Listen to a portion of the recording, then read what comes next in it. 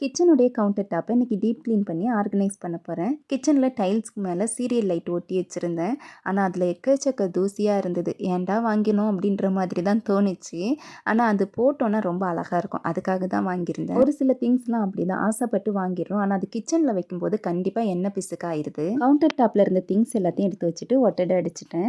ஒரு சில இடத்துல வந்து தூசி நல்லா ஒட்டிட்டு இருந்துச்சு. அதெல்லாம் கிளாத் வச்சு தொடச்சிட்டு அதுக்கப்புறம் கவுண்டர் டாப்பை தண்ணி ஊற்றி நல்லா கழுவி விட்டுட்டேன். இது காய்ஞ்சதுக்கப்புறமா ஆர்கனைஸ் பண்ண ஆரம்பிச்சிட்டேன். இந்த ஸ்டாண்ட் பார்த்திங்கன்னா இந்த கேஸ் ஸ்டவ்வுக்கு ஆப்போசிட்டில் இருந்துச்சு. கொஞ்சம் டிஃப்ரெண்ட்டாக இருக்கட்டும்ன்ட்டு இன்றைக்கி கொஞ்சம் சேஞ்ச் பண்ணியிருக்கேன்.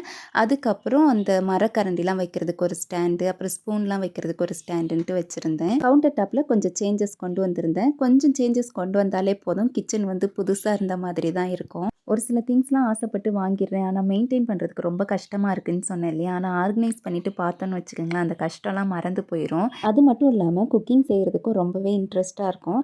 கிச்சன் வந்து எப்போவுமே க்ளீனாக இருக்கிறதுக்கு ஒரே ஒரு வழி மட்டும்தான். ஒவ்வொரு தடவை சமைக்கும் போதும் ஒவ்வொரு தடவையும் கிச்சனை க்ளீன் பண்ணணும். இது மட்டும்தான் அதுக்கான வழி. கிச்சன் கவுண்டர் டாப் க்ளீன் பண்ணதுக்கப்புறமா பாப்பாவுக்கு வந்து கொஞ்சம் ப்ராஜெக்ட் ஒர்க் இருந்தது. நைட்டு வந்து 2 பேரும் அந்த ஒர்க்கை முடிச்சு வச்சுட்டோம். முன்னாடிலாம் ப்ராஜெக்ட் ஒர்க்கு எப்போமாவது தான் தந்த மாதிரி இருக்கும். இப்போ அடிக்கடி தந்துடுறாங்க. இதனால் எனக்கு தான் கொஞ்சம் கஷ்டமாக இருக்குது.